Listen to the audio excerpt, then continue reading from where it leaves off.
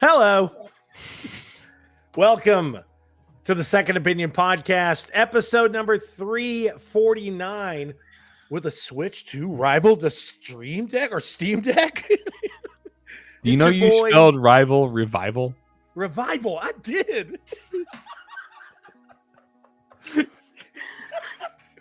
Whatever, bro. Will it revival? Will we have a revival? Who knows? You're going to find out right here on the Second Opinion Podcast. The revival Nintendo Switch. Oh, my God. I am your host, Soleb. I am joined by two amazing, amazing people. Toaster McGee, how are you? Good, man. God bless. Oh, my God. I'm having a revival. Who's in the revival? Nintendo. Nintendo's in the revival. Also joined by Skelly. What's up, Skelly? Oh, hey. Squeaky chair. Oh, man. So I am so glad to have both of you guys here, man. I am so glad. We're back again for another episode of the Second Opinion Podcast. And I hope you guys are as excited as I am to be here. I know you are. It is going to be such a good time. We're just really, honestly, we're going to just have fun, talk about games, and talk about, just craziness. Talk about the craziness in this industry and what's been going on. And it's going to be some fun times on this episode tonight. So, first off, I want to give a big shout out to both of you guys, of course, for showing up for the episode tonight. Thank you so much. It's going to be great. Jay, you're not supposed to do that on camera, man. Do what? Oh, is that Coke? No. You got a little bit of cocaine. Is that like powdered energy drink? Yes, it is. It's Ghost Gamer. It might as well be cocaine. This is, I don't know if you know who FaZe Clan is, the pro sports or the esport team, but they have their own flavor. It tastes like a freaking melted bomb pop. Delicious. Bomb pop of meltedness. Delicious. I think this show's gonna be crashed by Grimley. I haven't talked about it in a bit, but I used to really heavily promote it. But please make sure to head on over to w.gg and use the code Second Opinion Pro to save yourself 10% on your powdered energy drink that is fully 100% natural and uses the energy of a coffee bean heart to save your heart. Take the fight towards big energy with even ghost energy, I guess. Shut up. So, and real quick too, I do want to say, guys, I have promoted this quite some time now. If you are in the industry, if you're a small streamer, if you're whatever you do, one of the biggest things that Jay can even say that it can get costly and take up a lot of space over time is when you're ordering paper business cards. They're ridiculous. They get all over the place. There's always a possibility of someone throwing your business card away or losing it or whatever else. But if you use this little scan bar code right here, this QR code, scan that with your phone right now, head on over to popple.co and it'll take you to the Second Opinion page. You can use that scan bar, save yourself 20% on your order right now. Popple is a fantastic invention. It is a really great card. They have keychains. They got the Popple rope. They even have Popple XLs as well for your business that you could place down. People could scan it or tap it to their phone, and you instantly share all your information all at one time. So that's all the promotional stuff. It pains me to say that I have not been promoting it the way that I used to, but we're going to get back into really pushing gaming on this podcast and not talk about promotional shit all the time. So first and foremost, guys, I have an announcement for both of you. So I need you both to quiet yourself and get ready for this, because this is something. No, this is something, Jay, that I think you will totally be fine with partaking in. Okay. If it has to do with Skyrim. Oh, wait a second. Sorry. There we go. Seeking refuge from the eternal conflict between the high heavens and the burning hells, Anaris and Lilith formed sanctuary and gave life to the Nephilim with the stolen world stone. Fearing for the destruction of her hybrid offspring, Lilith led a violent, protective act to protect the Nephilim, ultimately leading Anaris to turn his back on her, banishing her to the abyss and becoming enemies henceforth. Lilith has now returned and is ushering in an age of darkness and darkness, banishing her to the abyss and becoming enemies henceforth. Lilith has now returned and is ushering in an age of darkness and misery like never before. What fate awaits us? Will we survive and conquer the darkness, or succumb to the shadows? Coming soon to Twitch TV, the Second Opinion crew will take on these challenges. Soleb, Skelly, and Toaster will play Diablo 4. See, you can get down with that. You can get down with that, Skelly. Diablo is one of my favorite franchises ever. So 100%. Yeah, 100%. So yeah, we've talked about it a good couple of times of us doing a live stream and getting in there and playing some Diablo, and all of us have been old men and busy. But we're gonna do it. We're finally gonna get in there and get some gaming going for you guys. But let's get this show started. So life's a bitch, and time takes its toll. So we're going to start with Toaster. What's been going on, man? How's life? What you been gaming? What's been going on? I've actually been I was in a bit of a gaming limbo until Baldur's Gate 3 dropped. So I've been playing that. World of Warcraft, as always. Big shout out to Revelry, my guild. Revelry, yes, my guild. They're a great group of people, and I've also been bouncing around a little bit. You know, Diablo 4 here and there. I got a rogue up to level 40 in season 1. Doing some Final Fantasy 16, but I've reached a point in the game where the quest is called Everything Falls Apart, which pretty much tells me somebody's gonna die. And yeah, I'm not quite. I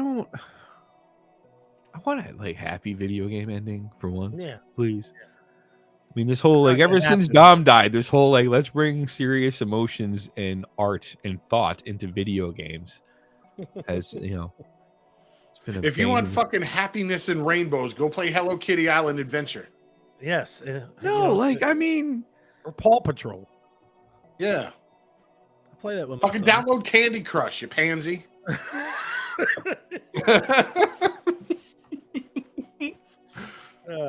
You moved me, sir. Hey, listen. Civilization 5 too. I've been playing a lot of Civ 5. Oh wow, I haven't played Civ 5 in forever.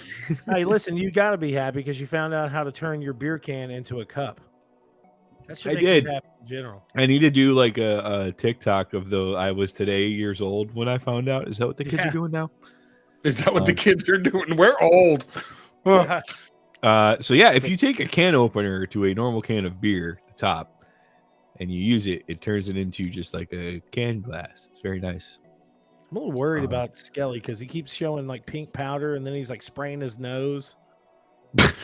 I had botched nasal surgery 3 years ago, and I have to use it so I can fucking breathe. So yeah, some Cyberpunk 2077, some Witcher 3, Vampire Survivors.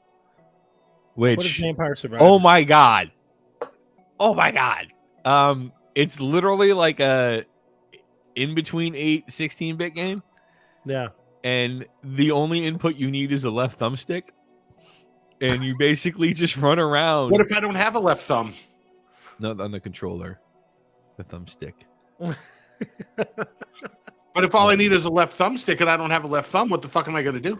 You use your index finger. I don't know. Microsoft makes adaptive controllers. Truth. But yeah, no, you just basically run around this randomly generated like 8-bit map and killing all of these various just waves and waves and waves of like bats, skeletons. But like you gain powers as you level up, and you know there's like unlockables. Like it's stupidly fun and stupidly relaxing. You just gotta just... I'm gonna have to check it out. Just because you said it, I'll check it out. It's on Games Pass. Oh, okay. Yeah. So and then drinking wise, I actually lucked out today. I found a place that had some The Alchemist. I'm doing some heady topper this evening. Yeah. Okay. And that's what I've been up to. All right. What about you, Skelly? How's life? How's gaming? I'm like freaking Toaster. I took a lull on gaming a little bit. I was leveling Diablo 4, my Eternal Realm character, and then I was just like, why am I doing this if season 1's going to come out? So then I took a break. Then season 1 was a piece of trash for a minute, and I waited a week into that before I started playing that. That's what I've pretty much been playing that, and I re-downloaded Modern Warfare 2 for some reason. So, and then I started playing Fortnite again. Because the Fortnite no build mode, I got to say, once they released that, last year? Like, I'm in love with the game. Yeah. So it's really fun on no build. Oh, yeah. That's pretty much what I've been doing. And I love Fortnite, too, because it's pretty much on everything. So, like, if I'm at the airport or if I'm traveling, I can just throw up my iPad, link my Xbox controller to it, and there I'm playing. Yep. So, I love that. And like I said, Diablo 4 Season 1 is with all the changes, which we are going to get into. I'm really enjoying that again. Okay. But there's been a lot going on with like work, my personal life. So I, like Toaster said, I took a lull. But yeah. All right. Well, you know, gaming wise and stuff like that, I'm always gaming. Main focus recently has just been getting these kids ready to go back to school, man.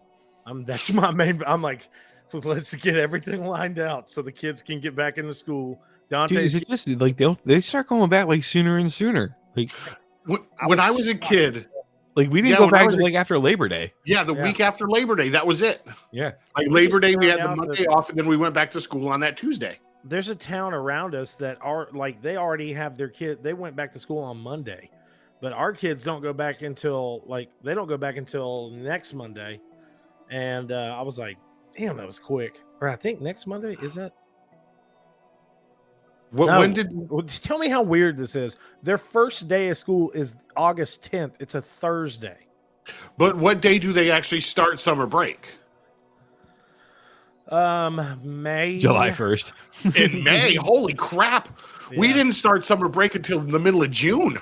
It was like May 14th.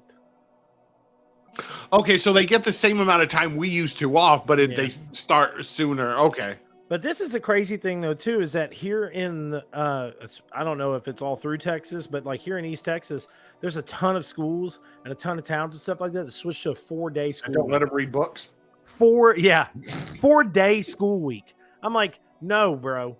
No. And they're like, oh, it's much better for the kids. They can relax more. I'm like, what about the people that work 5 days a week? Jay, you got it wrong. Florida doesn't let you read books. Florida. Texas doesn't let you swim in the river because they put razor wire and buoys in it. Exactly. Sharks with freaking laser beams. Exactly, yeah. But outside of that, I've been gaming. I've been playing... I got back into Assassin's Creed Odyssey and doing some little side missions and stuff like that. Dude, Odyssey is the first game that I ever played where I was like, this is too big. It's a really big game. But I'm going to tell you this. Originally, when I did the review of Assassin's Creed Valhalla, I was like, oh, man, it's so great. It's so great. But I will say this. I got to give it to Odyssey. Like, Odyssey was just such a fantastic game. The story, I just saw Jay's private message. Why do I feel like this is a troll? I didn't do it as a troll this time. It's been a while since I did that one. But it was just such a good game. The overall combat and everything is just fantastic, and I really enjoyed Cassandra as a character. So her voice actor, dude, amazing. she had my heart. The fucking scene where she puts the Cyclops' eye up the goat's ass. yeah. What the fuck, dude? Like, no, seriously, what game like. is this? Assassin's Creed Odyssey. So like never the played it. greatest thing that they did about that game too is the fact that they kept the mythological shit kind of grounded. Yeah. I mean, Yeah, it they was didn't get still too like crazy with it. fringe, but you know, so like Cyclops J was actually just a one-eyed dude Yeah. who had a glass eye, and he Yeah. was like the crime boss on this island that you start on, and he pisses Cassandra off. And at one point, like, somebody steals his eye, and he makes her go get it. But when she goes to give it back, she like shoves it up this goat's ass. Yeah. They don't show it; they imply it very Yes. well. But then she just crosses her arms over her chest, and she literally just goes, "You want your eye back? Go get it." And like she says, I it in don't such kink shame or anything, but fuck. like, dude, like she says it in such this just like lighthearted, flippant, Yeah. like, I will kick your ass if you even take a step towards me.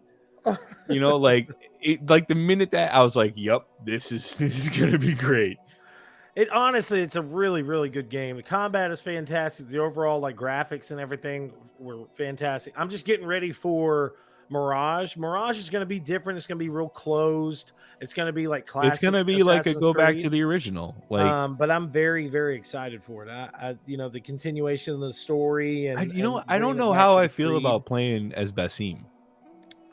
I didn't really like Basim and Like, I feel like he's a bad guy. I mean, Yeah. that's kind of stupid in an Assassin's no, Creed series. Like, yeah, you know, but there's a like- bad guy. That dude just literally slit that person's throat in front of Yeah. like 60 people. So yeah.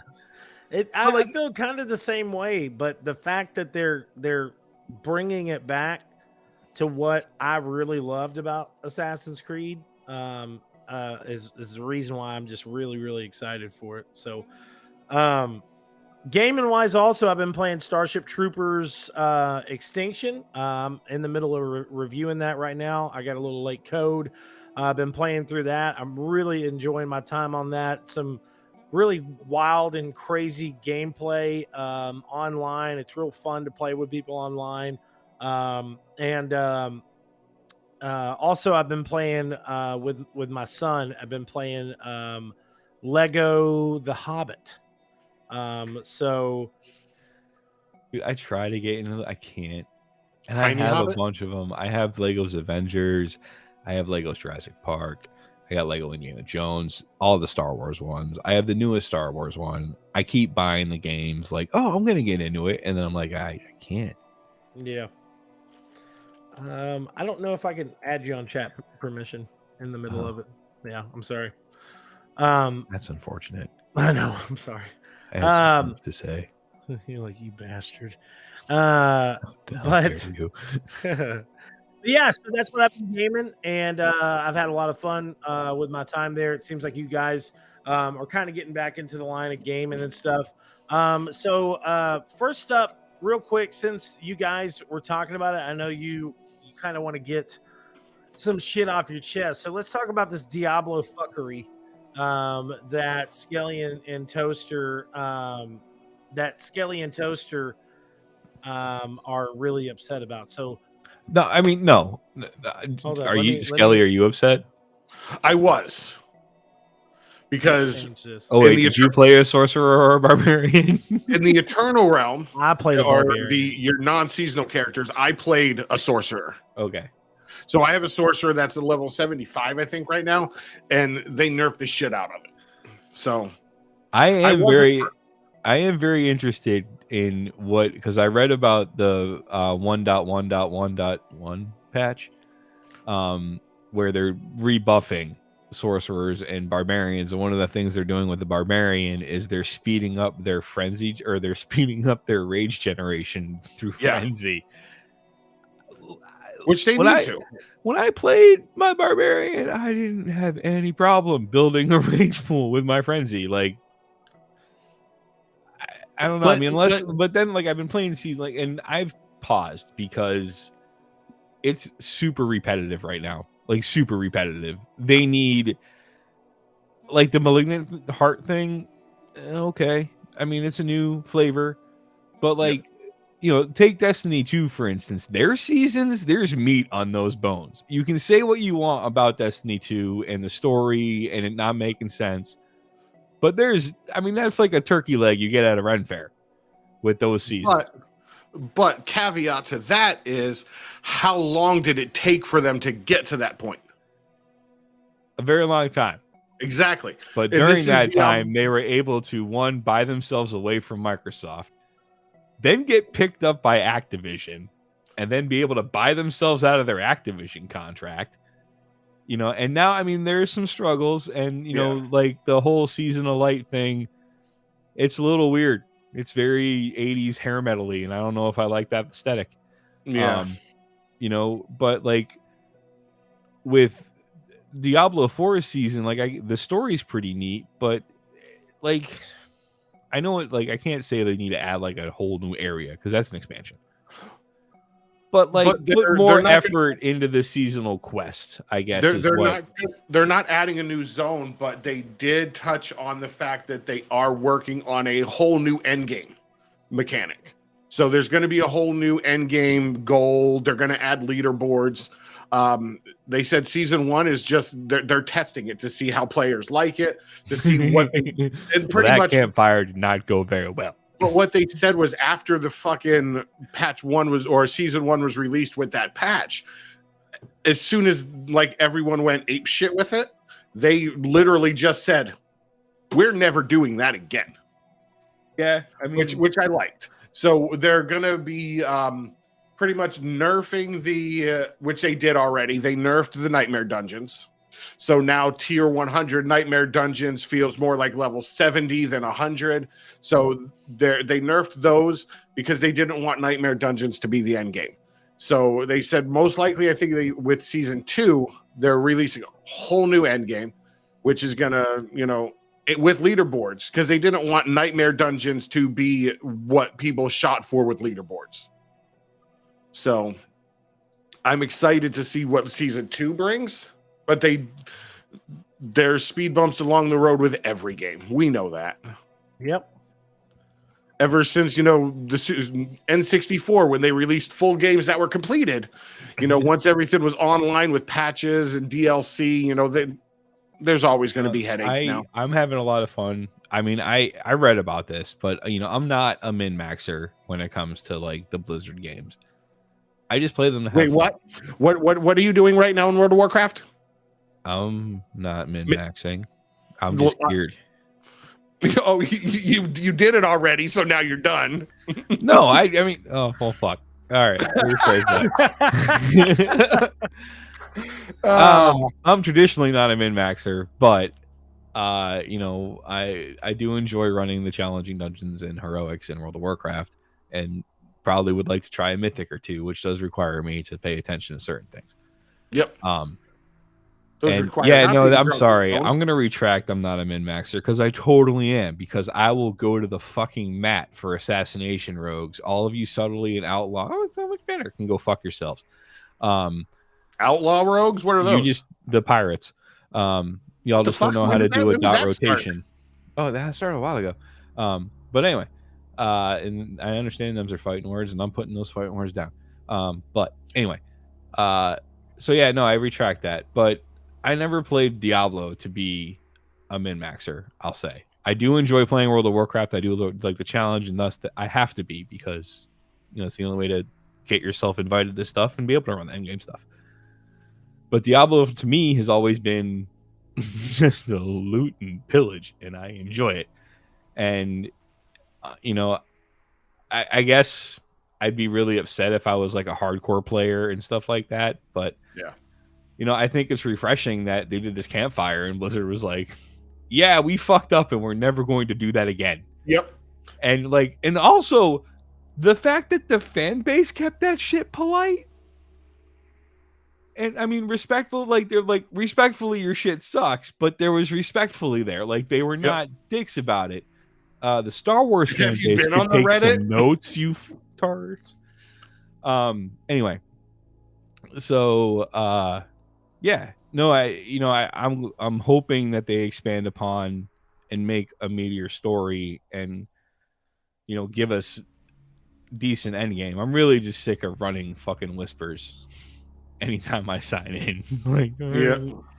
See, I started getting into which is really weird right now because I still don't understand the freaking mechanics of PvP, but I started doing that a little bit, which is actually pretty fun.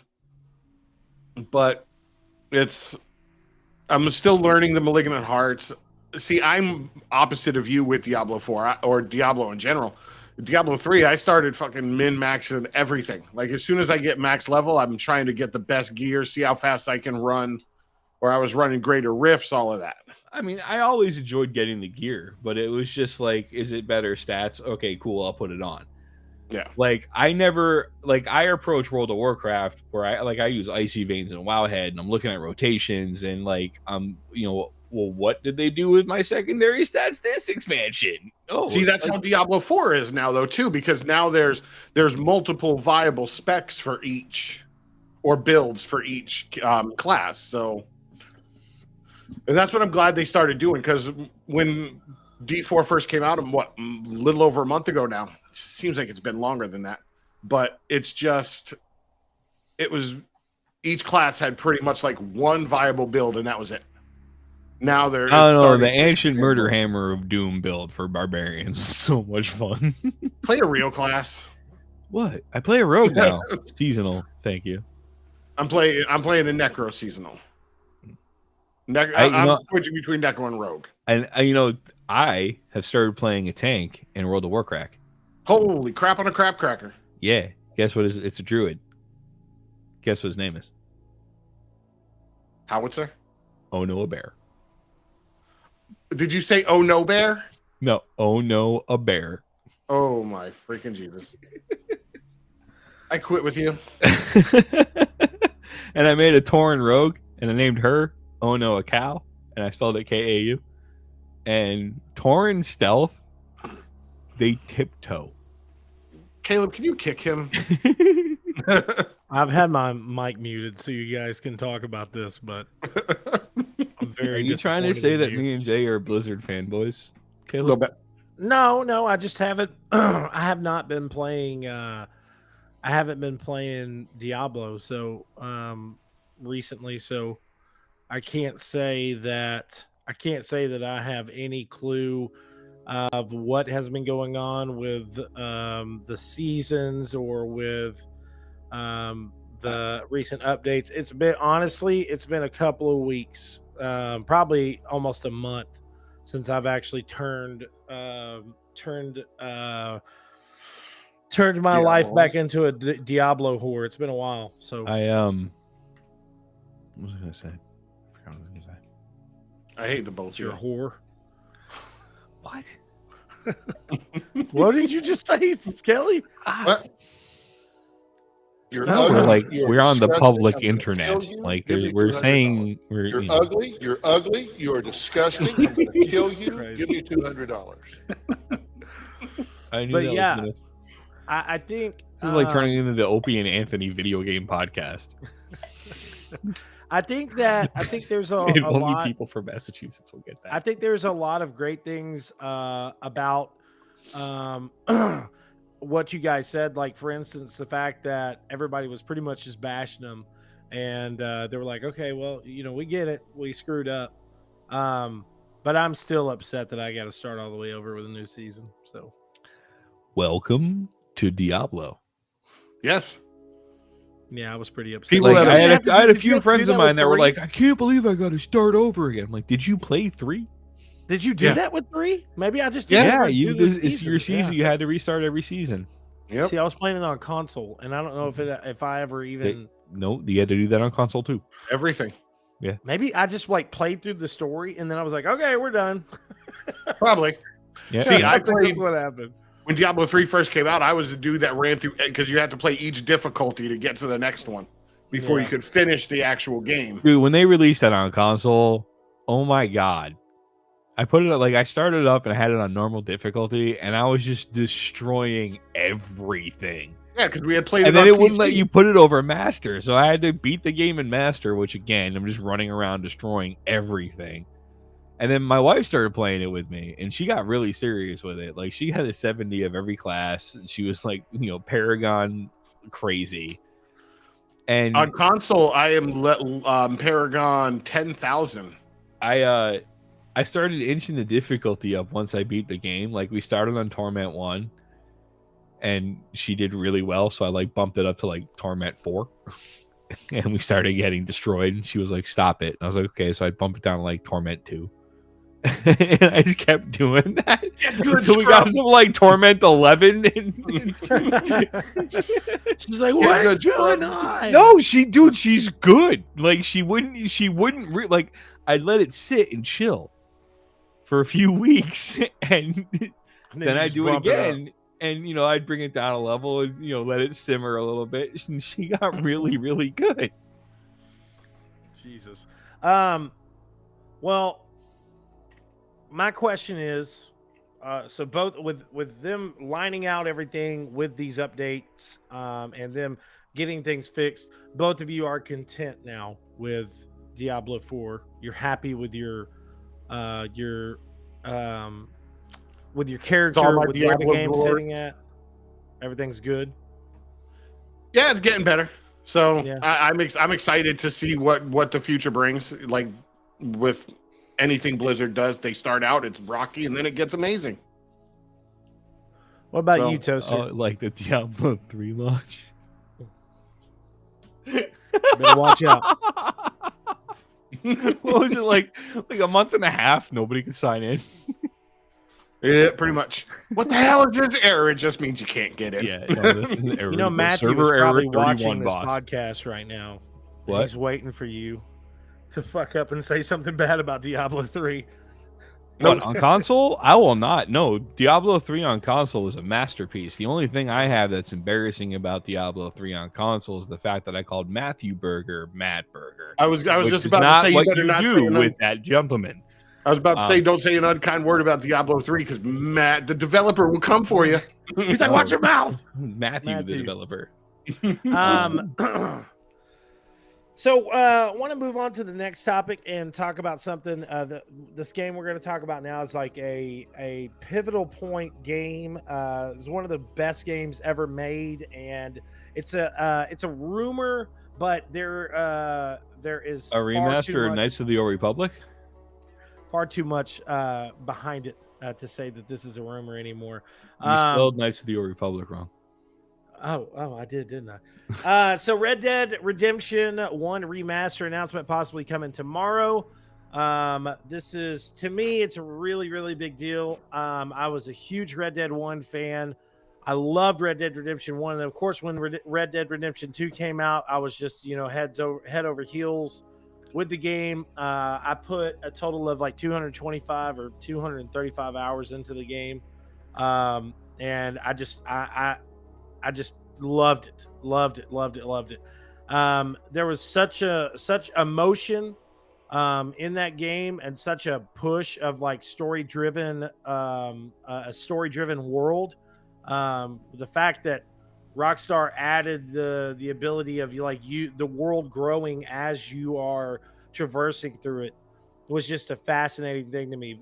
Like going through the world, doing all this crazy stuff, coming back, and there's these buildings that are built up, and there's actually like story bits here and there with these areas, and then having the connected story to Red Dead 1 of the main character Arthur passing away, and then you playing as John Marston was awesome. And a lot of people haven't been able to have the chance of going back and playing a game or playing this game. Now you can play it on classic consoles. I think you can play it on Xbox. I don't know if it's on Xbox Game Pass Classic or not. I know that if you do have the game downloaded or have bought the digital version, you can obviously play it on an Xbox Series X or S, and it plays in a higher quality. But a known insider has stated that the original announcement date for this game is actually set for tomorrow, or it's set for in the next like 24 hours or so. But my thing is this: even if it doesn't get announced at this point in time, the fact that it's been overly it's been overly leaked, and it's not just a leak like, hey, somebody told me that this is possibly happening.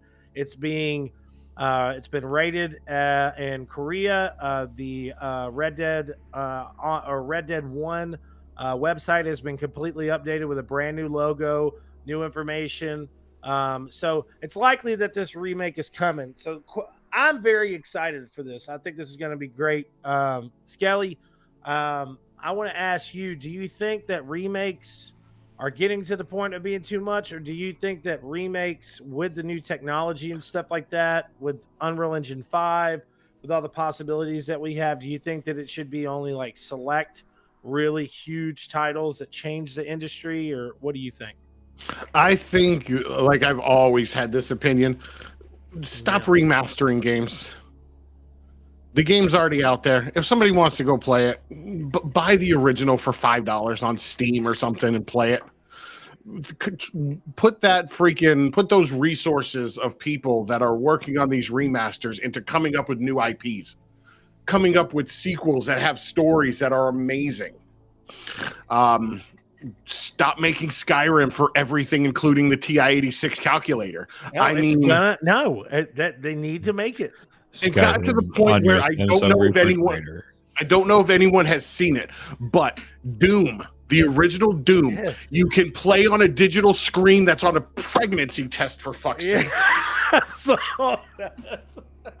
it's like, I think it's mainly, but look, I think with the original Doom, with them putting on stuff, I think it's the Bethesda community and the Doom community and stuff. They're more or less doing it as a running joke, because I can agree with you. I love Bethesda, but the fact that it's been pushed and overmade and done here and there, and they brought out a special edition, they brought out the anniversary edition, they brought out the Switch edition, the remastered PC edition. I was like, Jesus Christ. But I saw somebody posted something on Reddit the other day. I can't remember which subreddit it was in, but they posted a screenshot of their modded GTA 5. Mm-hmm. And it was literally captioned, I don't have high hopes that GTA 6 is going to look as good as my modded GTA 5. If these companies don't want to waste the resources on getting remakes, allow the communities to mod, the communities to pretty much revamp your game and they do it. Skyrim, they have mods. The Skyrim came out freaking like 112 years ago. I mean, fact, you can redo that game from the ground up. Yeah. Mods. Like, let the community handle your remakes. Yeah. Let the community mod your games. And I'll agree with you on that, because they're actually, I'm sorry to cut you off. There's a remake. There's a remake of Oblivion, but it's being done with the Skyrim engine. It's Skyblivion, and it looks fantastic. And it's all done by community, and it's set to come out in 2025. But then I saw when Elder Scrolls 6 might release. Right. Then I saw news that supposedly, now this is just like early rumors, that supposedly there is a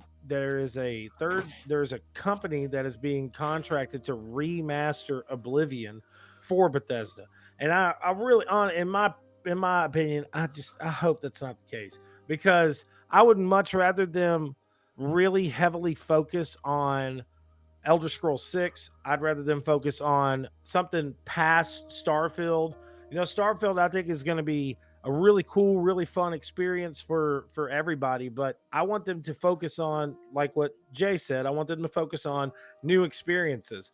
Now, in the perspective of Red Dead Redemption, I can understand why Rockstar would be like, well, let's bring out a remaster of Red Dead Redemption, because the hype and the huge community that was built after Red Dead 2 was brought out. Maybe someone wants to continue that story. That's cool. But if they get to the point of doing what Sony and Bethesda have done before and just re-releasing these games, like I saw something the other day, they're talking about now they're talking about doing a PS5 version of an actual PS5 version of The Last of Us 1. Why?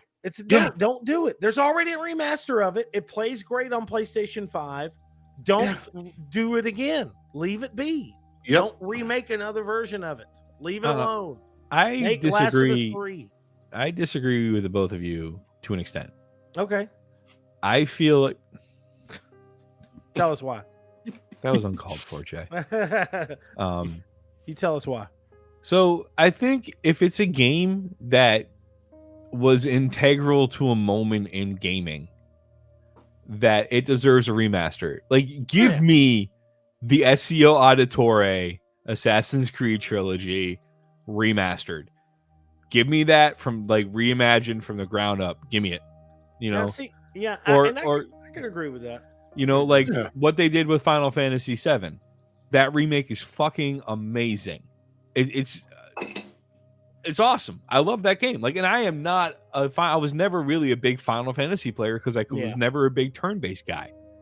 But when they're like, we'll give you the option. You can turn-based when you need to. Other than that, you can pretend you're freaking Dante from Devil May Cry and do whatever the hell you want. Yeah. You know, and I understand there's some purists out there who are like, well, they made your story out. All right, whatever. Play the original then and shut up about it. You know, but they don't need to remaster every single friggin' game.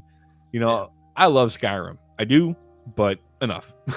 Yeah. Like, you know, and I seriously hope what you said, Caleb, about, you know, Bethesda going after the Sky Oblivion, or, you know, or remaking Oblivion. And like they would lose. Like, yeah. Like, not only would Bethesda lose a lot of face, but so would Microsoft, because everybody would perceive that as a command coming down from Phil Spencer and his team. Yeah, because Sky Oblivion looks fantastic. It looks really good, and the fact that it's all been done by community, and they've spent hundreds and hundreds and hundreds of hours on this. I think the Legendary Edition of Mass Effect, what they did with Mass Effect 1 in that release, amazing.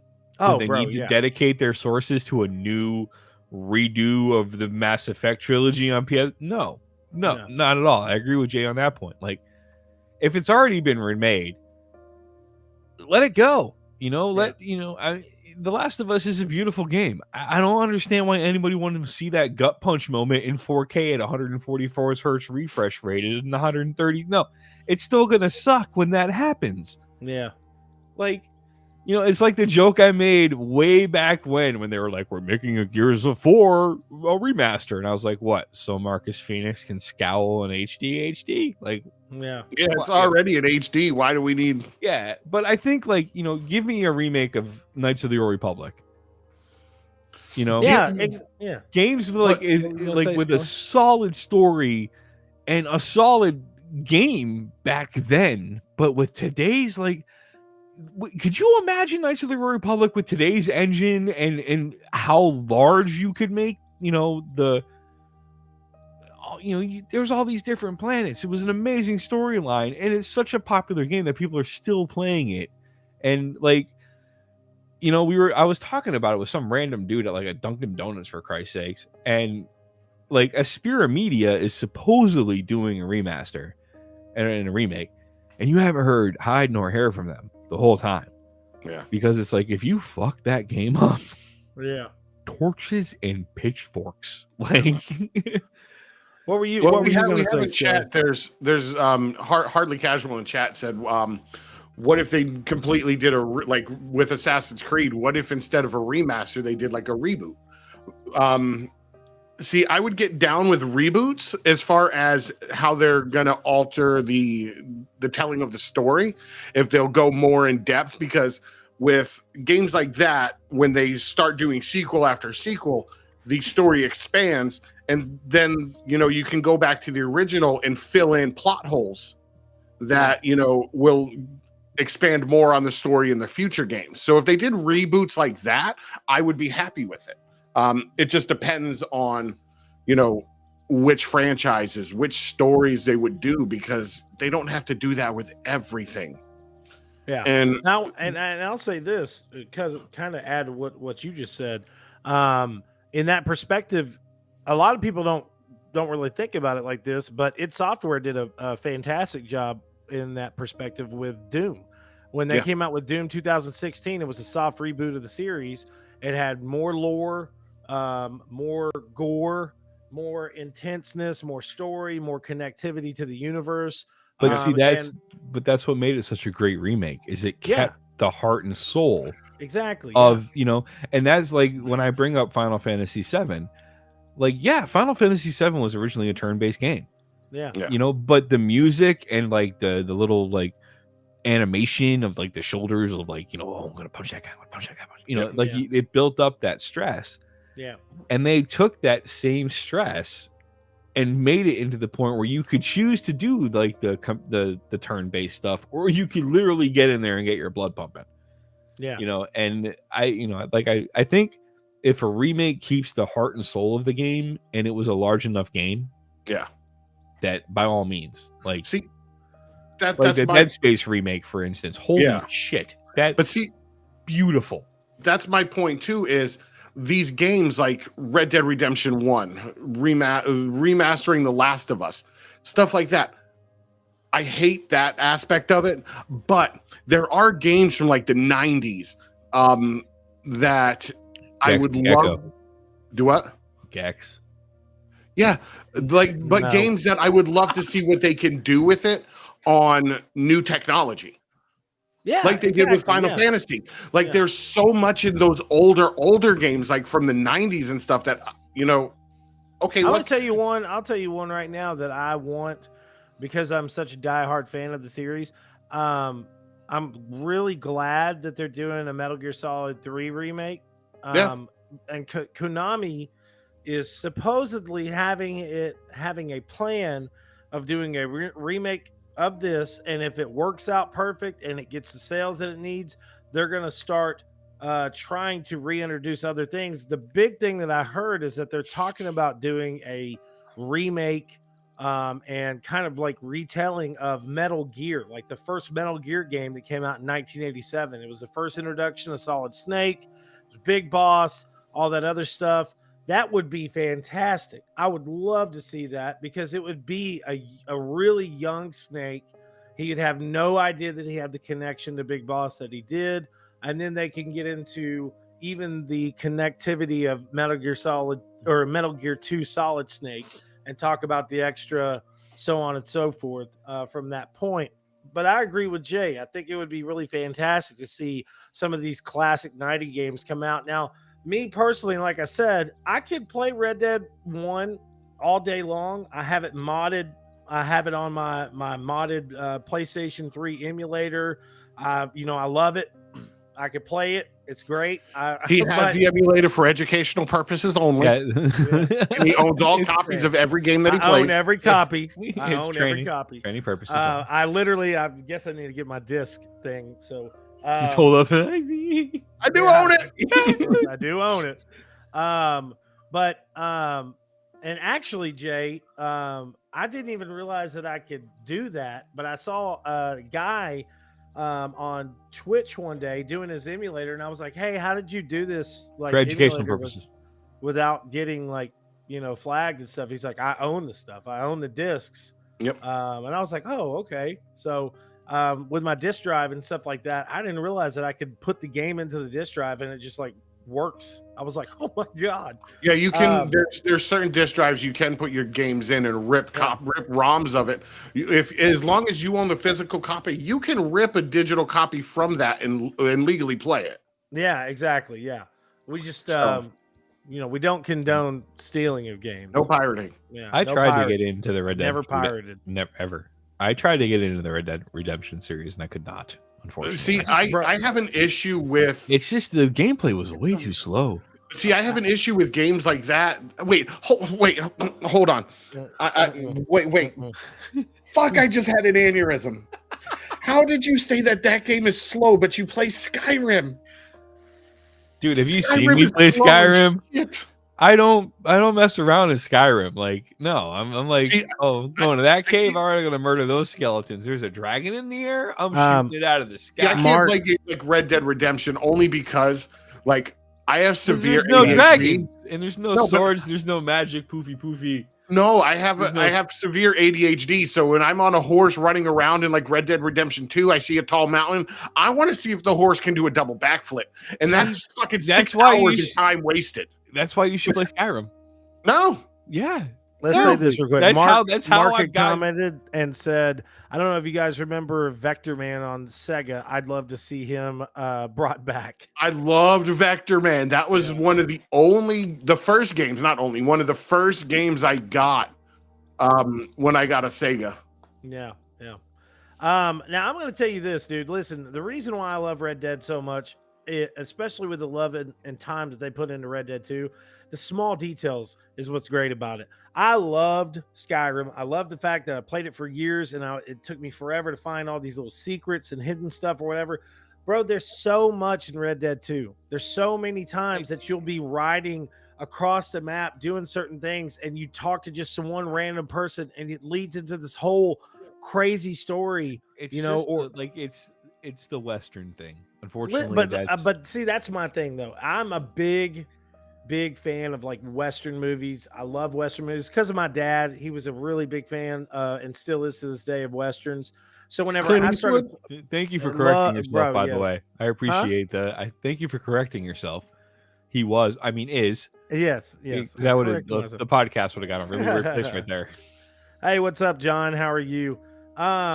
Also, I'm just like I said, I'm a really big fan of Western games. And I think that's the reason why I'm so obsessed with Metal Gear, because Hideo Kojima, the way he directs the games and does the storytelling and all that other stuff, he's a really big fan of like spaghetti Westerns and all this stuff. It's just soap operas, apparently, with all the relationships. And soap operas, yeah, like 17 hours of cutscenes. I am your father's cousin's roommate's clone of his brother. I'm like, oh my god. What?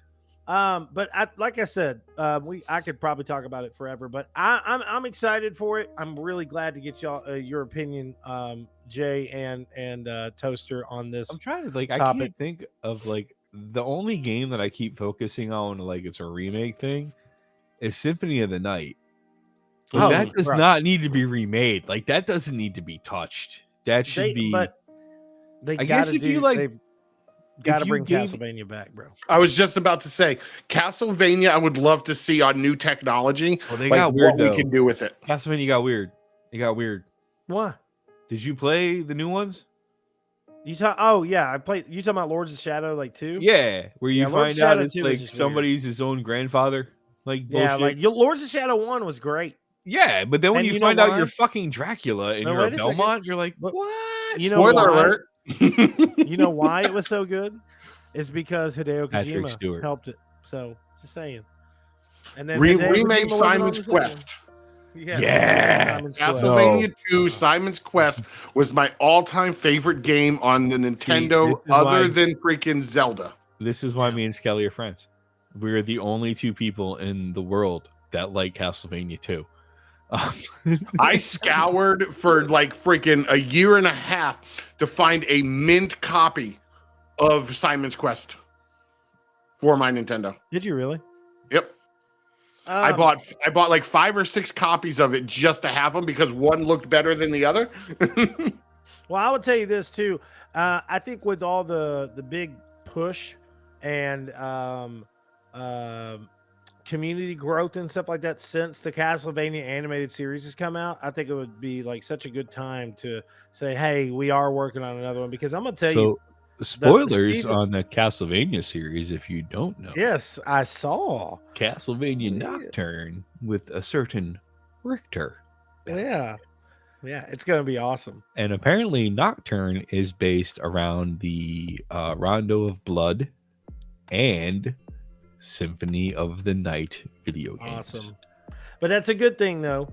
I'm just gonna tell, the animation style, the story, everything about it was just so great. And it really kind of got me, drew me back into just Castlevania, how it was just this horrifying, crazy nuts of a story. Did you play Bloodstained at all?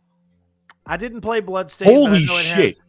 You need to play Bloodstained. It's a lot like Castlevania. It's literally Symphony of the Night spiritual. You need to play that game. Now, like, who like created Bloodstain? It was the lead level designer for Symphony of the Night. I that's what I was thinking. Wasn't that crowdfunded? Yeah, no. So check this out. He actually had the backing. The Kickstarter was to basically prove to the backing that he didn't need them, because he got like $3.5 million in like a week. Damn. It was at the time, I think it was the fastest funded video game offering on Kickstarter. Yep. That's nuts, man. All right, so let's move to the next topic. New Switch 2 is possibly coming next year.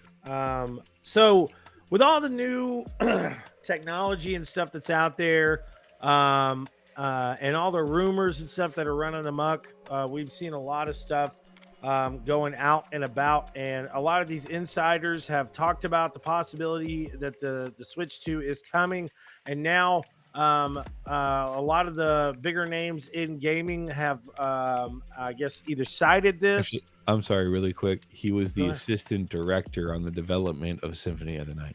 Oh, okay. Koji, like, well, I'm not gonna play it now. No. Igarashi.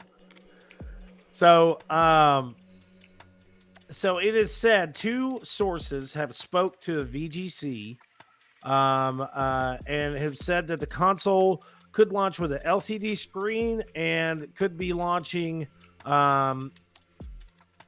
with increased storage, higher fidelity games, and much more. And there is a very big possibility that this console is said to launch next year. So with that said, my question to you guys is, what would you like to see added to this new Switch if this is coming? And do you think that if they don't up the margin of graphical fidelity and stuff like that, that they're going to fall short, comparing it to things like, with the Xbox Series X, PC gaming, the Steam Deck, so on and so forth? Skelly, we'll start with you. The way they market and actually develop or the way the Nintendo develops and markets all their stuff, they're never going to be up there as far as, being able to compete graphic wise with Sony, Microsoft, PC, anything like that. They gear more towards the younger generation of gamers, the casual gamer. So by the time the Switch 2 comes out, it's still not going to be on par with what we have with the Series X and PS5. It's still not going to be there. And we've seen it in the past with the Xbox 360. The Wii was still not even on par with the original Xbox when the 360 came out. And the same with the Switch. There was no way they could even touch hardware-wise the 360 or PS4. So I want to see them step it up. But the way they are more gearing towards the like the mobile gamer with the Switch and all that, I don't see them going back to like regular consoles at all. The Switch 2 is going to be, I hope, and well, let me backtrack a little bit.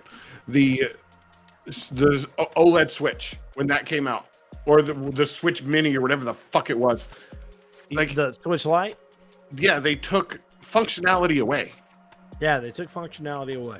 But then even with the OLED, I don't see why they had to release that. The only thing it did was a slightly better screen, and it was a little bigger. They should have taken that time to develop something that's going to actually wow the hardcore gamer, because that's what they need to start doing. They don't have enough. They started getting more third-party games with the Switch and all that. So I want to see them take a giant leap in that direction. Yeah. Not as much hardware that I'm looking for. It's that third-party support. So I can play the games that I want. And cross-functionality too. They need to get more into that, because all they have right now as far as cross-platform is Fortnite. Yeah, I agree. So, and I think you kind of hit the nail on the head with what you said. The Switch Lite, when it came out, it was a cool concept, something that you can carry around. It's $100 cheaper. I have it. You know, I got one. Nope. We got an original Switch, and we have 2 Switch Lites at the house. And you know, it was just at the time. You know, I got the Switch Lites for me and Dara because it was during COVID and all that. I'm like, you know, it'll give us something to do. But like what Jay said, they took functionality away from it. Then they came out with the OLED Switch, and in my personal opinion, that's what the original Switch should have been. It should have launched as an OLED Switch. It should have been a bigger screen, and then they could have upgraded from there. What I'd like to see, see with the new Switch, is I want to see, like what Jay said, I want to see better functionality. I want to see something. I know this is going to be a dreamer speaking out loud, but like I would like for them to, even if it's going to be a premium cost, launch it at $5.99, $6.99 or something like that, and make it to where it is a big, huge fucking console. Like, get it to where it's something like a Steam Deck, to where they can actually say, hey, listen, we have all the technology that Sony and Xbox have in their consoles that you have to leave at home in our mobile game console. And we're still going to be making these games like Mario and all this other stuff. But whenever we make, exclusive games like Pikmin, or when we make exclusive games like Super Smash Bros. Or whatever else, the graphics are going to be something that you've never seen before. You know, and when you plug it in, like they do with the Steam Deck, when you plug it into your TV, you don't just you get 4K resolution. When you're out and about, you get 1440p or something like that, you know, like. But not to cut you off, but to expand on that, you said launch it at $5.99 or $6.99, or do what Sony did, launch a version that's all digital that you can have at home, and you could, you know, it'll run your better, like the good tier AAA games, but it would stream them. Yeah. And then launch one for the hardcore gamer that they can run those resolutions, and it has that upgraded hardware so they can run those games without streaming. Yeah. So they can play them on the go. With Stadia. Yeah, but Stadia is look, the way I'll say this, Stadia, I hate saying it, but Stadia was a botched thing from the get-go, dude. Like when I first heard, I have 2 free controllers out of it. Yeah, but like when I first heard, it was just like it's just streaming straightforward. I'll even say this about Microsoft, like, you know, I love Microsoft. I love the new direction they're going. I love all this stuff. I love the fact that Game Pass is the way it is. But I'm going to tell you the cloud gaming shit, like until we get to the point to where we have like a universal network of internet to where anywhere you go, you are connected to the internet. Cloud gaming is not going to be something that is viable to push. Don't push it and say, oh, well, you can play it on the cloud. Fuck the cloud, bro. Fuck the cloud. You can't really get into the perspective of the cloud in certain areas. You know, I'm just stating from Texas, in the Texas area. Texas is such a big state. There's so many areas that in Texas that are rural areas, you know, like you can't do that. Like, I'm shocked that now we have fiber internet. Like, finally, these people are like, we're fucking putting fiber here, and it's actually affordable. But the problem with Nintendo is they're already 3 generations behind. Yeah. There's nothing that they can do to catch up to Sony or Microsoft. There just isn't. Yeah. You know, if they came out with what you were saying, Jay, still you can't catch up, because at this point, most of the adult gamers already have an Xbox Series X or a Series S or a PS5 in their house. Yeah. But and Nintendo can never compete too. I mean, don't get me wrong. I love the fact that I can lay in my bed and play Tetris. Yeah. Or play Hades or play Final Fantasy VII. But you could do that. There's in the nothing 90s. that's You could preventing play me from doing that Tetris. on a Steam Deck. The only thing is the Switch came out before the Steam Deck. You could play Tetris in the 90s on a Game Boy, though, in bed. Right? No, I mean, but that's what I'm saying. Like they have that. Like you guys know me, I shit all over Nintendo any chance I got, and then fucking Marvel Ultimate Alliance 3 was like Switch exclusive, and I was like, you sons of bitches, you motherfuckers. You know. And then I'm laying in bed and playing the original Final Fantasy VII. I was like, okay. And then, Diablo 3, like waiting in line in PAX and playing Diablo 3. Like, I loved it. Like, it was an awesome portable system. Yeah. But that's all Nintendo is ever going to be. Go ahead, Skelly. But you want to know why, I don't think Nintendo can ever compete. And like Toaster said, is they're 3 generations behind, is because they're trying to be something that they gear more towards the mobile gamer with the Switch. They wanted it to be mobile and at home. On children and nostalgia. But they'll never be able to compete because It's such a weird way that you just said that, bro. It wasn't weird. Like their games are marketed. They only rely on children, but and nostalgia. And nostalgia. But the fact that they're geared towards more like you can play it on the go and play it at home. Those consoles will never be able to house the GPUs, CPUs, the VRAM, all of that because of the heat that comes with it and the power that's needed to run those. They'll never be able to fit that in those. I don't want to play a game that I'm playing on an Xbox Series X or a PS5 or my computer while I'm on the go. Like if I'm playing a game on any of those devices, I am laying on my couch and playing a damn video game. Vampire Survivors, I'll play on the Switch all day long. Like small games like that, Blasphemous, Vigil, great game. Those side scroller, upscaled 16-bit stuff works amazingly on the Switch, and there's a huge market for those video games now. And if I want to play something that's on the go that I'm playing on Xbox or PS5, I have an iPad that I can do Xbox cloud gaming and play that game anyway. And I don't have to buy a Nintendo product.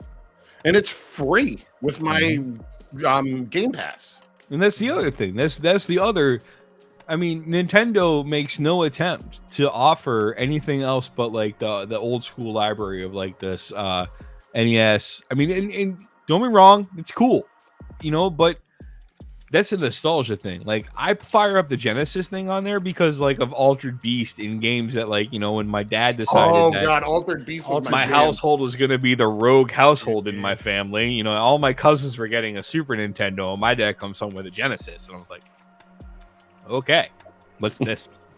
And then all of a sudden a whole new world with like Sonic and Aladdin, which is still one of my favorite fucking video games.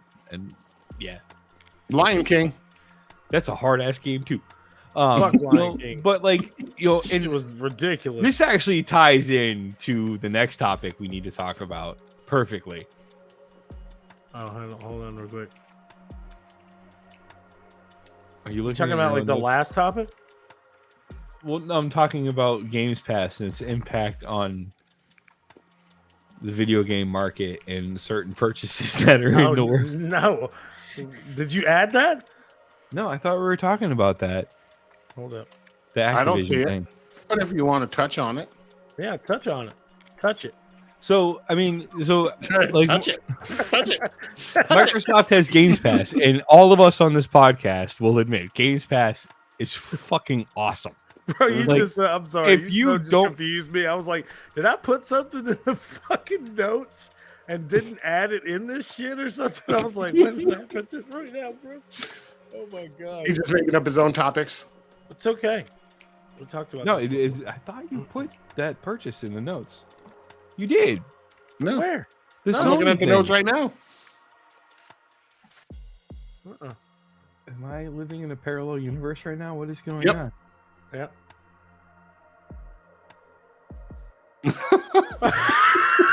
The podcast pauses as all the hosts stare at the notes that were sent. Oh yeah. Yeah, that was. There we go.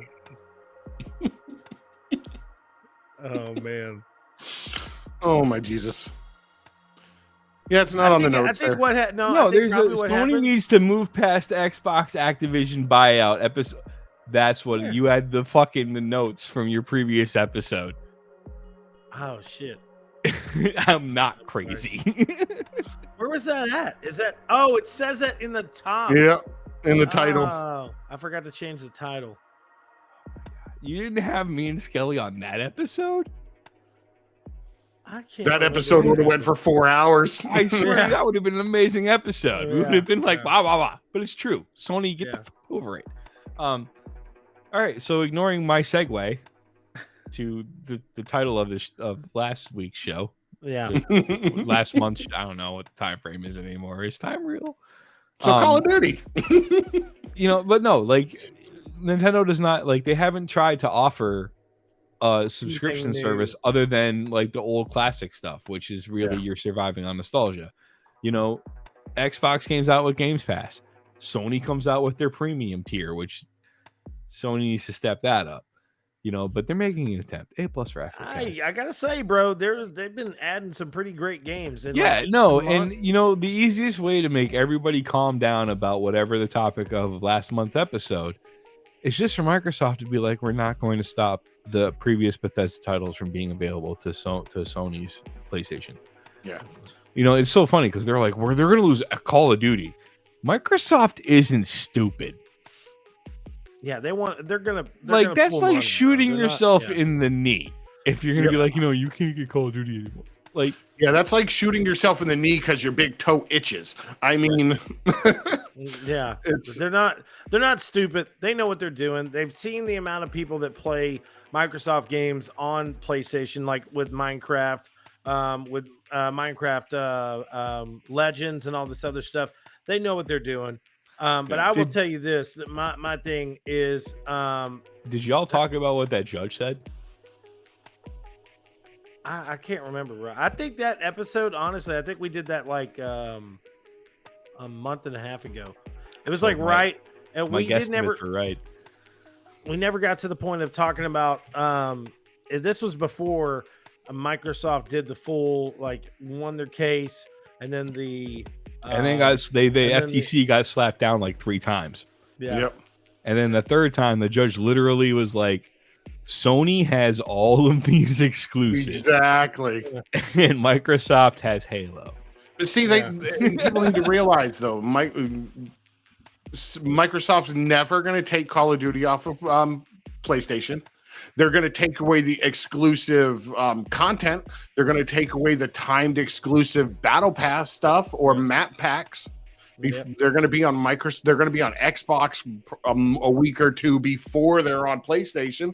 That's the only thing that's going to happen. Yeah, people are still going to continue to buy the PlayStation for God. What's crazy to me too, though, is that PlayStation was so up in arms about it. They turned down such a good deal. Microsoft was like, hey, listen, we'll leave all of our stuff on there 5 years, guaranteed, all Activision titles, blah, blah, blah. They're like, no, we don't want that deal. Just make sure Call of Duty's on our console for the next 10 years. Fuck everything else. I'm like, what? You literally just said, no Diablo. I thought you were about to throw your headset.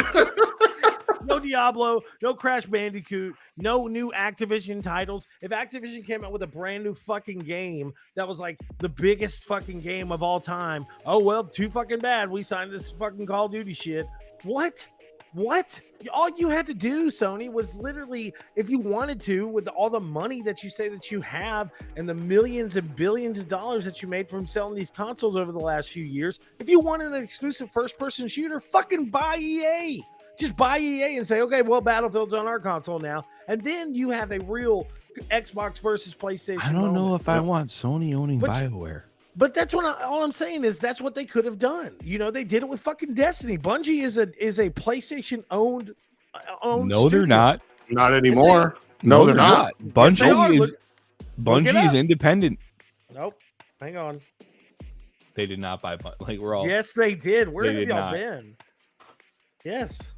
Oh yeah, the $3.6 billion deal they did last year. That's right. Bungie forgot about that. Owned by PlayStation. Yep, that's right.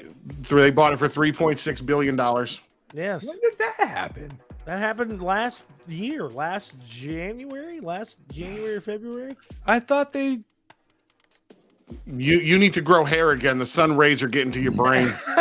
And that's another thing too. Like Sony, Bungie announced that they're bringing back Marathon. And it's a PvP extraction shooter. If they wanted to, they can make that exclusive or something. But I don't like that. But you know what I'm saying? That's what I'm getting at, though. Like, Sony's not looking at their cards. They're just looking at, hey, listen, we make millions and millions of dollars off of Call of Duty every year. So instead of us trying to think of what would be better for our users, all of these Activision games or just this one series, they're like, let's just do this one series, so Real we can quick, fun shit. That's a big fuck you to Microsoft, by the way, with what Bungie's doing with Marathon, because Marathon was the original name of Halo. Was it? Yep. But they originally Bungie came out with Marathon back in like the 90s. Right, and that turned into Halo. Hang on. It did turn into Halo, didn't it? Yep. Ooh. So that's a giant fuck you to Microsoft. It's like, you got Halo, but we can make the original version of Halo on Sony. All right, let's be honest, though. Microsoft got Halo. I played Halo Infinite, and it was awful. Yeah. I didn't like it at all. The multiplayer was good. Yeah, I mean, you can't fuck up Halo multiplayer. I mean, if you do, you deserve to just run over with a steamroller. Have you played Halo 4, I mean? Hey, listen, you can't fuck up Halo multiplayer. I really enjoyed the story of Halo Infinite. So the story mode, kind of, I wouldn't even know if I would say that's technically open world, but I thought it was fun. I mean, the other thing you have to look at with that whole thing that Sony's slipping out about is the marketing. Like, what Sony has that are marketable products. I started watching the Twisted Metal series on Peacock. Holy shit, it's fucking amazing. Yeah, it's really so much better than it has any goddamn right to be. Yeah, I did not think that it was going to be good. I was going in there with expectations lower than the Green Lantern movie with Ryan Reynolds. All right? Will Arnett partnered with Samoa Joe for Sweet Tooth is a match made in fucking heaven. And Anthony Mackie is a funny fucking dude. Yeah. And, but it's not only that, like, they have a God of War series in the works. Yep. And I swear to God, if they do not cast Christopher Judge as Kratos, there's going to be a riot.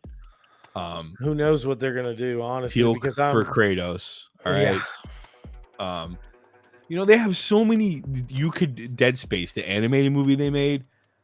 If you got the right people involved and the right story, you could make a Dead Space movie that would rival fucking Aliens. Oh yeah, bro. No question. I mean, the groundwork and the framework is all there. The Dead Space remake is fucking amazing. But Sony has all of these like rights to all of these franchise, like the Spider-Man franchise, for Christ's sakes. Like Spider-Man PS4 was amazing. not just Spider-Man, but the fact that now they're Insomniac is not only working on a new Wolverine game, which we've heard nothing about other than that teaser. They're working on a Wolverine game, and they're supposedly Insomniac is working on another title. They're working on a third title to mainly focus on once Wolverine comes out. So I would probably suggest that Wolverine's probably going to come out sometime next year, since they've already started production on the third title. So with that, let's transition into our last topic. I know Spider-Man 2 is not going to end well for anybody. It's 11 o'clock y'all's time. So no, it's not. And I can't wait to see Venom. But so it's time for a second opinion. In this second opinion, we're going to discuss Call of Duty and if the series is becoming a new version of Fortnite. So I'm going to say this. The reason why I believe this is I have slowly but surely gotten away from playing Call of Duty. I was playing Warzone a lot. I was playing multiplayer all the time. I was playing DMZ with the updates and all this other stuff. I'm a really big classic Call of Duty fan. I actually just recently re-downloaded Black Ops 2, playing back through some zombies. Then I re-downloaded Call of Duty World War II. I'm a really big World War II game fan. I think there's still a lot of stories that happened during the time of World War II, the Vietnam War, Korean War, all this other stuff, that they could tell some really good stories about not just American soldiers, but overseas soldiers as well.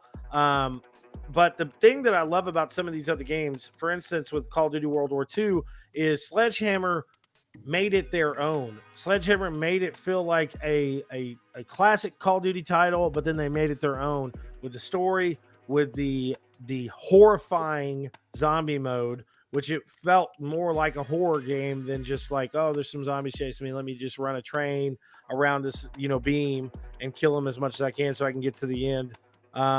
Or finding all these crazy secrets with a laser gun and whatever.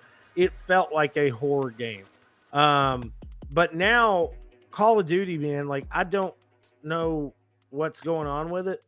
I've really changed the way that I feel about first-person shooters. I want to play a first-person shooter that makes me feel like it's like a simulation type of like, I want to play Call of Duty because it's Call of Duty. When I'm playing Call of Duty Warzone and somebody's running around with a fucking cat face or like like a rat head, or I see Nicki Minaj run by me, I'm like, what the fuck is going on, bro? Like, what is happening? Like, even to the point to where it's saying like having operators like Nick Mertz and Tim the Tat Man and all this other not stuff, anymore. Like, yeah, exactly. But I just don't understand that. I don't understand that. Like, it's one thing to me, like if you bring out operators that are like previous Call of Duty characters, or you bring out operators like, I don't even give a fuck if you bring out operators that are like action movie stars. Like you had Rambo and you had fucking Bruce Willis, they're action movie stars. But like, bro, I saw the rat shit. Like there was this rat head that you can wear now. It's like a Twitch Prime exclusive. You could download it and your character runs around with a fucking rat head. And then now there's this new pack to where it's like kitten faces. And then they announced that Nicki Minaj is in the game. Yeah. And I'm like, what is going on, bro? Like, I don't understand it. And I honestly feel like it's because Activision is doing, hang on, guys. What is it, baby? What? Say it. Just go in there and play it. Are you going to bed? Okay. All right. Welcome to the parenting portion of the Second Opinion podcast, where we watch Caleb be a dad. Yes. Just go in there, sit down. I'll be in there in a minute. Shut my door, please. But so yeah, it's like, all this stuff that's going on. I'm like, what the fuck is happening? Like, to me, playing Fortnite, bro, I love it because it's Fortnite. It's crazy. You got Optimus Prime, you got all these crazy things going around. You got Terminator, Go ahead. But the thing that Fortnite does right, and granted, yes, Call of Duty has all the weird skins, whatever, but Fortnite does it right. They'll do like a partnership with like Transformers, but they'll incorporate Transformers gameplay into it. Call of Duty doesn't do shit. They're like, okay, here's Nicki Minaj freaking in the middle of Iraq, and she's jumping from a helicopter. Yeah. Have fun shooting at her ass. I mean, it's really confusing to me because, like what you said, when Fortnite does it, Fortnite had the Transformers event. Okay, Dragon Ball Z was amazing. Dragon Ball Z event was great. The Transformer event is awesome because you go there and there's like this new area of the map, and then you see the Autobot symbol, and then you do all these little side missions and all this other stuff while you're playing. It's great, but like playing in Warzone, when you're trying to be real serious and stuff, and it's just like tactical game, and then you see somebody running around as like Nicki Minaj, Snoop Dogg, you see Tim the Tat Man running past you, you see a pair of cats and like a rat and whatever. You're like, what the fuck is going on? Like, it's one thing if it's one thing if they change the perspective of the game, or they make it towards like party mode, and like in this party mode, you see crazy shit like you would usually see in like a style of Fortnite gameplay or whatever. But to me, I don't know, it just throws me off. That's the reason why I always end up going to the point of like deleting Call of Duty and going back and playing something like Battlefield, because Battlefield is, in my perspective, it feels like a first-person shooter. It feels like you have 120 players in one map and you're actually playing in like a war-style game. When I get into games, I want to get wrapped into those universes and really focus in like, this is real, this is happening, blah, blah, blah. I do the same exact thing with Call of Duty that I do with like Red Dead, or playing something like Dead Space or whatever. I turn on my ominous lights, I turn on green lights and turn everything off and really get into it. But like on something like Call of Duty, I just don't understand it. I don't understand it. It doesn't make sense. And then there has been such a jump back and forth on a constant basis of what they're doing with the game as a series. There was rumors and talks that it was going to be a Cold War, or it was going to be like a I can't even think of the name, like a Vietnam War, Gulf War. It was the next one is going to be Gulf War, yeah. Yeah, but now there's all this shit popping out. They're saying there's going to be Modern Warfare 3. There's like some monster stuff that came out the other day that was leaked out from the Monster Factory, and they're saying that it's going to be Modern Warfare 3, a continuation, which is fine. It's fine. Yeah. I'm fine with that because they're talking about doing the airport scene. They're talking about it's going to be the recreation of Modern Warfare 3 that we've wanted and all this other stuff. Cool. But my problem with Call of Duty is that they're trying to be something that they're not. Because if you're going to be Fortnite, then add new stuff. You know, don't rehash your Warzone map into multiplayer maps. That's what they've been doing for so long. They have, okay, well, hey, with this new season pass, you get 4 new multiplayer maps. It's just different sections from Warzone. Like, give me a new map. How about do what you did with Black Ops or do what you did with Cold War and introduce these crazy-ass new maps, fun, crazy-ass shit, or like a real tactical map. And then the next map is at like some, perfect, for instance, bro. I can't even remember which one it was. Was it World War II? I think World War II, they introduced the craziest map I've ever seen. And it was literally like the map was, it turned you into army men, and you were inside of a sandbox. And that was, bro, like, I was like, bro, this is ingenious, man. It's ingenious. See, the thing that killed Call of Duty. Yeah, the thing that's killed Call of Duty for me was I play games most of the time for stories if it's not multiplayer. And Call of Duty's inconsistencies over the years. Like 1 year, you're playing Modern Warfare and you have that story. And then the next year it's Black Ops, completely different story. The year after that, it's back to Modern Warfare. And it's completely, a continuation of something from 2 years ago, but it's not really a continuation. And it's just like, those inconsistencies killed it for me. If they would have stuck with, okay, we're going to do World War II this year, and then we're going to move on to the next era of, going to Vietnam, going to Korea, going to all of that, and just stay that way. And then after you're into like the Gulf War, then go into the future like they did with Black Ops with the mech suits and all that. But they jumped around so much that I'm just like, whatever. Yeah, I agree. I haven't played a story in Call of Duty in probably like 11 years since World at War, because World at War was by far, to me, the best Call of Duty ever made. Now, listen, I will say this. I played Black Ops 1 and 2. Black Ops 3 I didn't really like too much. But I'm kind of like with you, Jay. Like, I liked it whenever they had a continuous story that was stretched all the way across. That it was story after story after story. Like when they did it to where it was like Modern Warfare 1, Modern Warfare 2, Modern Warfare 3. Awesome. But release it back to back so we can have a continuation of the story. Don't release multiple stories all at once. And this is a problem that Activision has, is that they have so many little studios all under the Activision umbrella that all work on Call of Duty. Instead of trying to get it to where it's each year, it's a continuation of a story, they're like, hey, let's let each individual studio work on their own version of Call of Duty.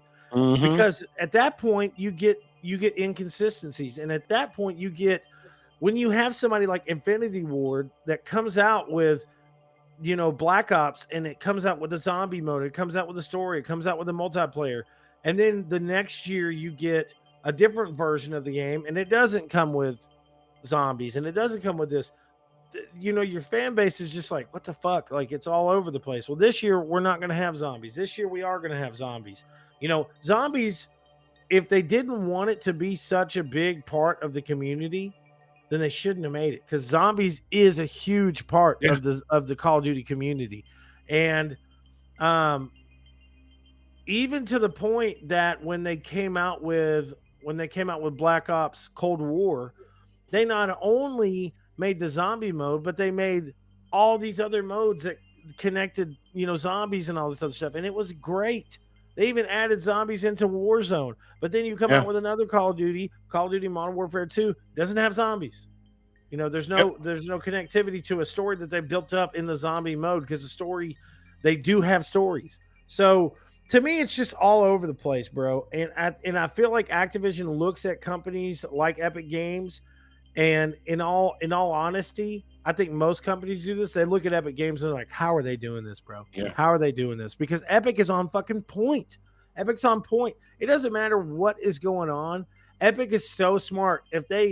If Travis Scott, comes out with an album or whatever, they're like, hey, we're going to do this Travis Scott thing. There's a new animated series that comes out and everyone talks about it. What is the animated series that's real? What is it? Jujutsu or Jujutsu Kaisen? Jujutsu Kaisen. Okay, so like everybody's been talking about that recently. Again, and now they're saying there's the stuff that they're saying that they're going to come out with a Jujutsu Kaisen Fortnite moment. And you want to know how good freaking Epic has done Fortnite? I have been so against like just randomly buying skins for no reason in games.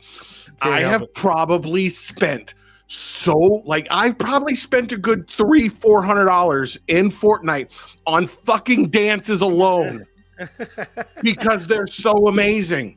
I'm a big classic guy, and I missed RoboCop when he came to the shop. Yeah. Right whenever he popped back up into the shop, I was like, I'm going to re-download it and buy it. So I bought it, and then I was like, okay, I'm not playing Fortnite. I haven't been playing Fortnite recently. And then it popped up the other day. It was like, the Terminator's back. I was like, son of a bitch. So I went to log in and get it. The fucking Terminator. Like every night, no bullshit. Even if I'm not gaming, I could be in the middle of watching a fucking movie, and I know every night the store resets. So I'm like, before I go to bed, I have to check the Fortnite store. See if there's something new. Just to see what they've got today. Yeah. They turned a free game into something that is so fucking amazing. And Call of Duty's trying to bite on it now. Exactly. And I have my opinions about Activision, and I will say this. I think that Activision needs to stay in their lane. And do what they know best. And I'm not going to say what I was going to say, but I will say this. I think that Activision just needs to stay in their lane, stick to their fans, do right by your fans, and do right by your employees. So with that said, this is the episode 349 of the Second Opinion Podcast. Love you guys so much. Thank you for watching, and thank you for tuning in. Please, as per always, make sure to check us out at Cinelinks.com for some of the latest and greatest geek news, movie news, and gaming news. Great content and great content creators right over at Cinelinks. We got some really awesome content over there. And also, please make sure to follow both of these amazing gentlemen on social media. Toaster, what is your Twitter now, or your X? Your X? I actually am not on Twitter anymore. I'm not. What either. is your? Well, I'm still on Twitter. My at least holding on. Threads handle. What's your Threads? My thread is. Thread. I need to pull it up right now. Yeah. I know. I am the Skelly on both Twitter, or on both Instagram and Threads. I don't think I've ever posted anything on Threads, but I'm starting. Oh no, my Threads is Toaster_McGee. Okay. AKA the default template. The default template. And you know how this started? No, I don't. So I was at PAX East one year, and my boss at the time sent me a text message of a bald, bearded white dude sitting at a computer playing a video game. And he was like, "Hey, is this you?" And I was like, "No, but I am a bald, bearded, overweight, middle-aged white dude at a video game convention. I am pretty much the default template." I was going to say, you're the new Lego man. I am. I wish I had something to contribute, but I don't play Call of Duty. It's okay. But from an outsider looking in, I will say this. They'd be stupid not to do what Fortnite is doing, because Fortnite's so fucking popular because of what Fortnite is doing. And finally, somebody in the Call of Duty franchise was like, "Hey, let's copy their homework, but not make it look like we copied their homework. Yeah. And maybe we'll be popular too. Yeah, that's honestly that's pretty much how I see it, man. I feel like they're just like, well, let's just do. It's a cash grab. I mean, you see a studio or a publisher being popular. You see, What? No, I stopped paying attention because I don't play the game. yeah, no, yeah, bro. Hey, listen, I did the same thing on. It's not that I don't play Diablo. I'm out of Diablo mindset right now. So like while y'all were talking, I know at one point in time, y'all said I was something watching about, Deadpool clips. y'all said something about the update, and then at the end, I was like, "This was a great conversation you guys had," you know? Yeah. But I Way to talk about Diablo, yay! Yeah, I love you guys, man, and I appreciate both of you coming on, and we have to do it next week. Yes. We got to do it. Yeah, do it again next week. So, and next week we'll have, hopefully we'll have even some more juicy topics to talk about. Please make sure to subscribe to the Second Opinion YouTube page. Check us out on Twitch. I don't know why, but I did a Kick. I don't know why. I feel like I was signing up for Kick, and I was like, what am I doing? Why am I signing up for Kick? I don't even barely stream on Twitch right now. So, but I do have a thread. It's Real Celeb, and I'll be posting there here and there. I think Thread still has got a ways to go to make it to where it's like a really good substitute for Twitter, because Elon is just gonna fuck Twitter up. Yep. We should talk about that next week. I have some heavy opinions about that, but you guys, both of you stick around. I got something I got to tell y'all. But thank you guys so much for watching, and we'll talk to you soon. Peace.